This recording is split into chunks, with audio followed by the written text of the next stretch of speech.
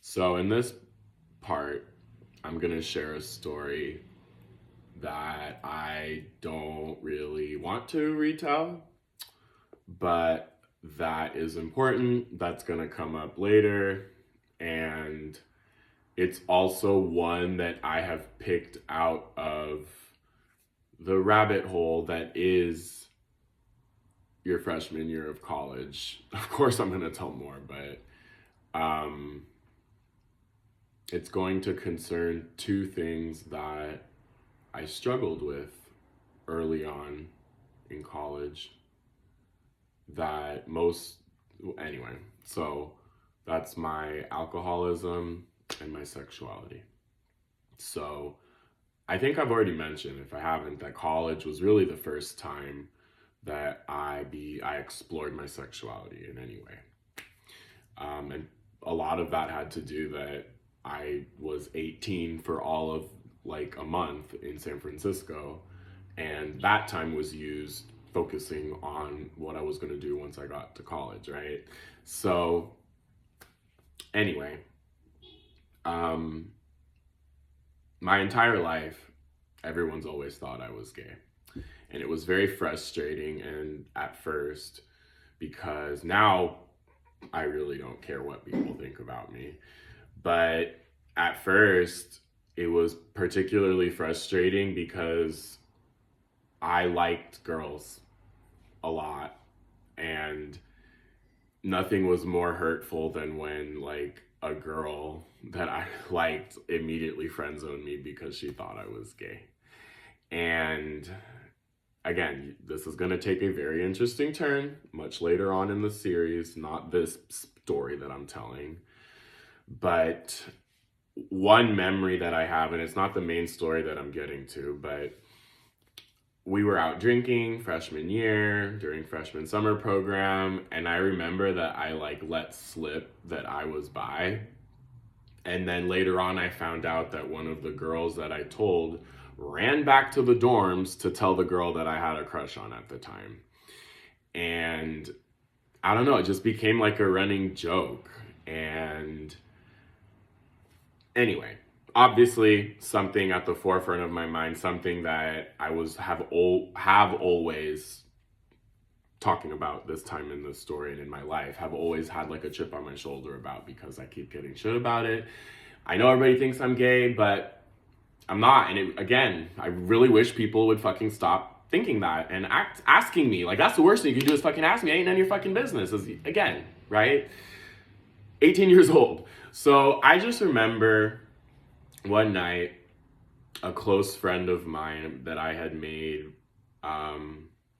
we're going to call him Randolph. So Randolph and I had met when I had rushed frats, and that's all I'm gonna say about that series because there's only so much I can include here, that story. But anyway, I'm just gonna begin the story with when I begin it, with where I remember it, and I just remember we were going to go to a party at Board Club. And the thing about ski and snowboard club is that they open their doors to everyone. So you didn't have to be, in other words, like you could party there without being Greek. So that was a big deal for POC and people who weren't Greek. So we were preparing for this party at Board Club, and if I think I remember correctly, somebody was going to be there from our frat, and he just wanted to know if I was okay from the frat that we were in for all of 2 weeks. And he wanted to know if I was going to be okay with that. And the way he proposed that, the way he mentioned that, he was like, bro, are you straight? Meaning, are you cool with that? I immediately took it to mean what you know. And I just remember, the only way I can describe it is that I remember it as being a series of unfortunate events because we started drinking. And at this point, it's been about 5 years since I've had any alcohol in this part in my life. But at this point, I just remember, again, I hadn't stopped drinking for a while. I just remember that, like, I'll never touch any alcohol, but I will never touch Malibu ever again because of this experience. So at some point I blacked out. So I honestly don't remember getting back to Board Club. I also don't remember getting back to my room. I know what I was told later on. What I do remember was the next morning I wake up and I had a orientation at the work study lab that I was going to be working at. I don't have to tell you how insanely irresponsible, embarrassing. I missed my first class. Okay, that's how hungover I was. And I'm, just sitting there with like your brain feeling like it's gonna separate from your scalp. And then I just remember like barely being able to put on a pair of sweats, going down Bruin Walk with my friend, actually with Nadine, and having to stop and puke, like running to the side to, and Nadine's like, do I stop? I'm like, no, go, go, go. It was the most embarrassing thing, the most mortifying thing of my life, because if I haven't already said this, if I haven't already broken it down, like UCLA was a lot like high school. People like dressed up to go to class and go to the dining halls, and Bruin Walk was where you saw everyone. And that's why people dressed up. Again, it's LA.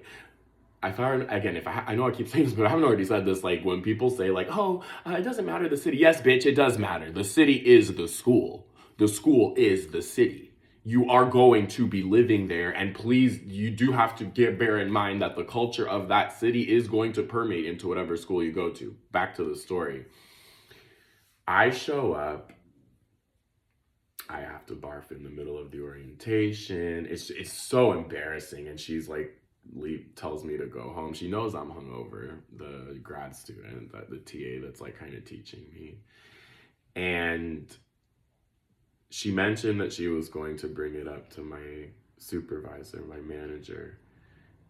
To this day, I don't know how I didn't lose that job.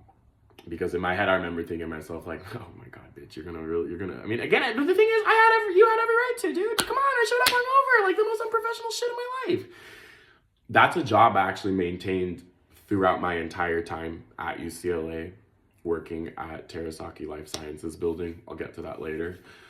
So, and that's a connection, and the people that I worked with that, again, almost borderline life-changing. So to this day, I don't know how I didn't lose that because of this, because I totally should have, ancestors, right?